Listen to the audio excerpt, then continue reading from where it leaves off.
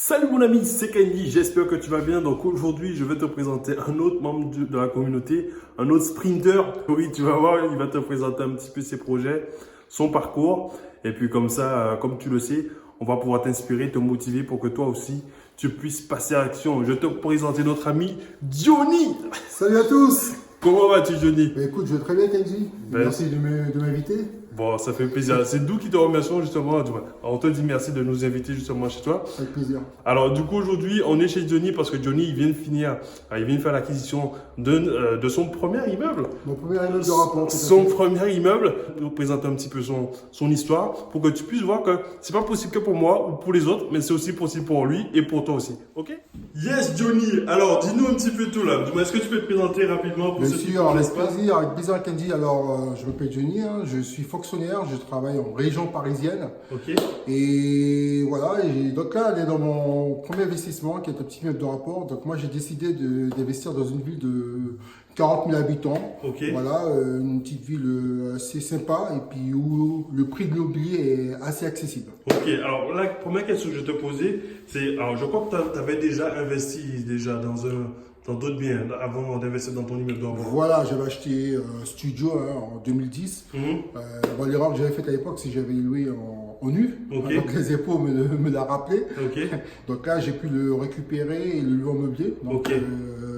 au niveau de la fiscalité, c'est un peu plus sympa déjà. Et là, c'est ma deuxième acquisition. Ok, alors pourquoi tu es passé sur un immeuble de rapport alors? Bah, la différence, elle est flagrante. Je pense que déjà, c'est prouvé, l'immeuble de rapport. Alors, lorsqu'on achète un immeuble de rapport, en général, on achète plusieurs lots.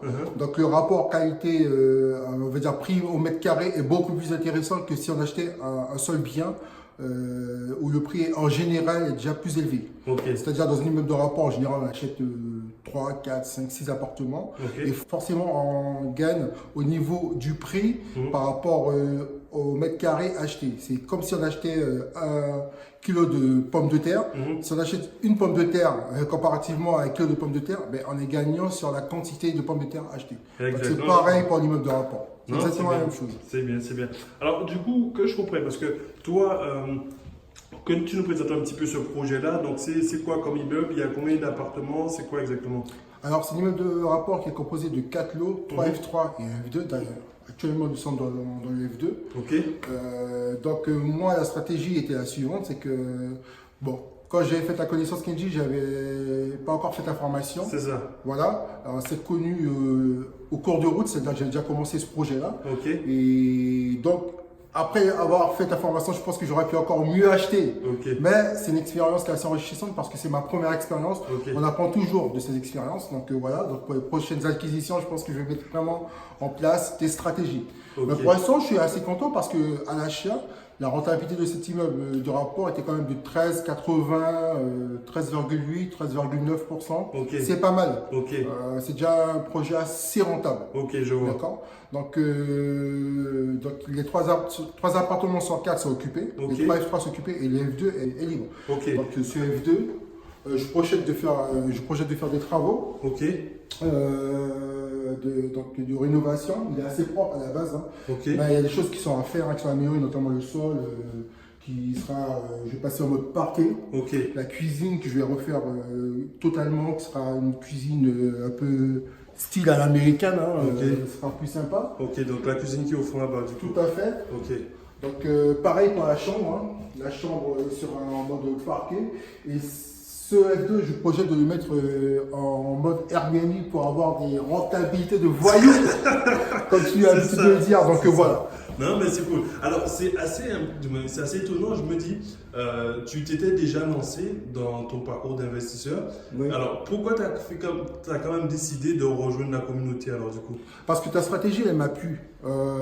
Moi, avant de te connaître, je me suis dit, bon allez, je vais acheter des biens que je vais louer à l'année pour avoir une rentabilité à peu près convenable, c'est-à-dire, apparemment, lorsqu'on a une rentabilité de 10%, c'est déjà convenable. Ouais. Alors, quand je t'ai vu apparaître, tu m'as dit que tu avais des rentabilités à 15, 20, 30%, je me suis dit, mais comment il fait ce mec?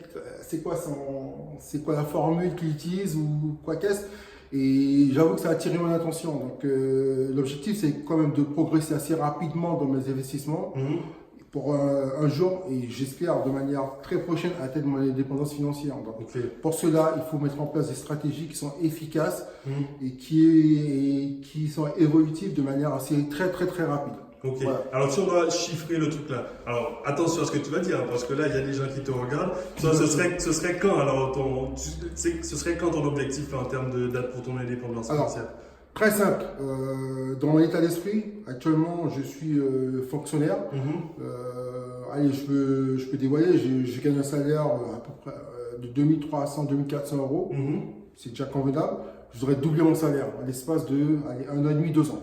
Ok. Voilà. Donc avec l'immobilier, il faudrait que ça me rapporte autant. Donc, je voudrais doubler l'ensemble de mes salaires. Ok, je vois. Voilà. Alors, du coup, là, tu viens de terminer cette opération, donc tu viens de récupérer tes clés. Oui. Donc là, quel est ton projet?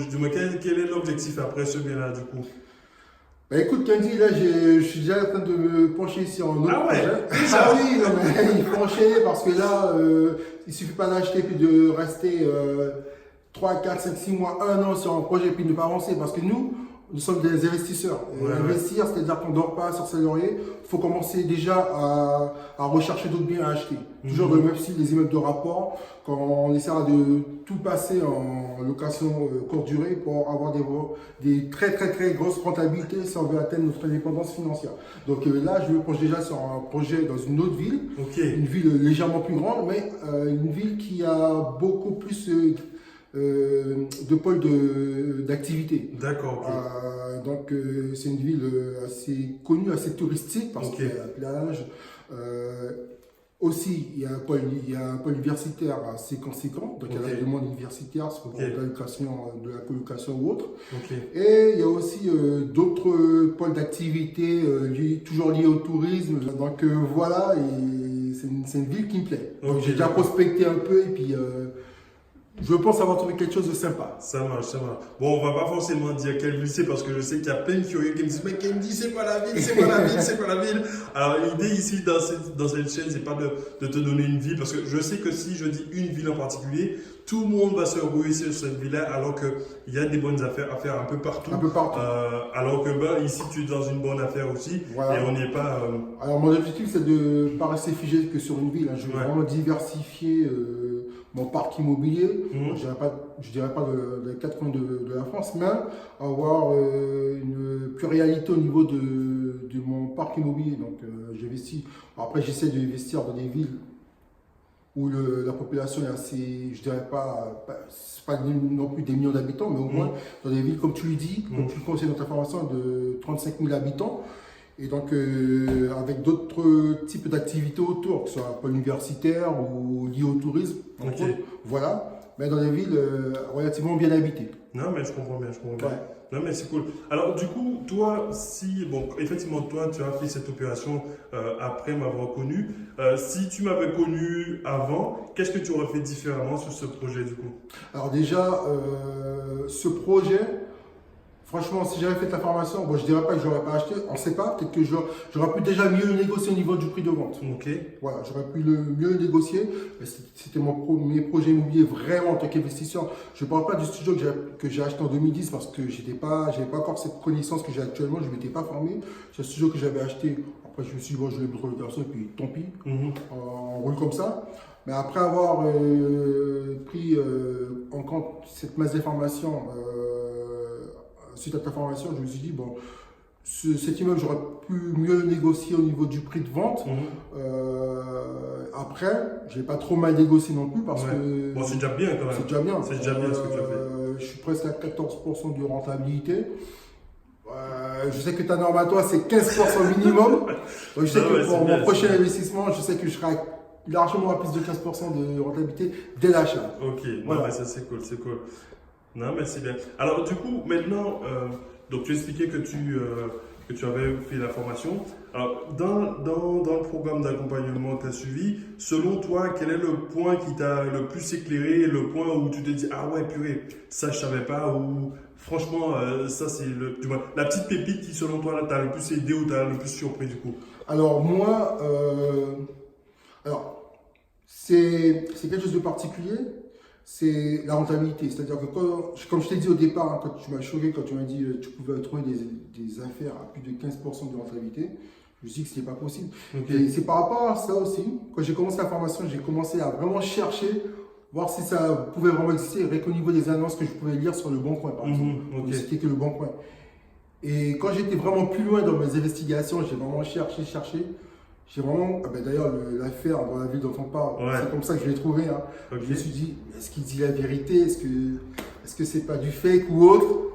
Et non, c'est vraiment ça. Donc tu peux confirmer effectivement que des affaires à 15%, parce que les gens me disent ouais mais Kendi, c'est pas possible, on peut pas trouver, sinon ça se saurait, etc. etc. Toi du coup, si je comprends bien, après avoir suivi les conseils, tu as pu effectivement trouver des affaires, et en tout cas tu sais que ça existe quoi, du coup. Tout à fait Kendi, et je peux te dire que j'ai même changé mon mode de recherche par rapport à ça, parce que je me limitais, je pense que j'étais quand même limité au niveau de ma manière de penser. Pourquoi? Parce que toi, on en a parlé d'ailleurs, pour l'affaire sur laquelle je suis actuellement, tu m'as dit, Johnny, pour cette affaire-là, je voulais faire une offre au vendeur. Tu m'as dit non. Tu m'as dit, propose plutôt cette offre-là. Donc on a fait une offre limite indécente. Il s'est passé quoi, je veux dire, ça a vraiment cassé le prix. Donc je me suis dit, c'est pas possible. Et non, mais ça s'est fait comme ça. Ça, c'est bien ce que tu dis. Parce que moi, je rencontre des gens parfois qui se disent, ils ont peur. Parce que quand bon, effectivement, il y a d'autres membres du groupe, je leur dis, écoute, voici cette offre que tu devrais proposer par rapport au contexte de la vente. Eux, ils ont peur. Alors toi, qu'est-ce qui a fait que tu n'as pas eu peur justement de faire cette offre indécente, comme tu dis Je me suis dit, il a quand même de l'expérience, il sait de quoi est-ce qu'il parle.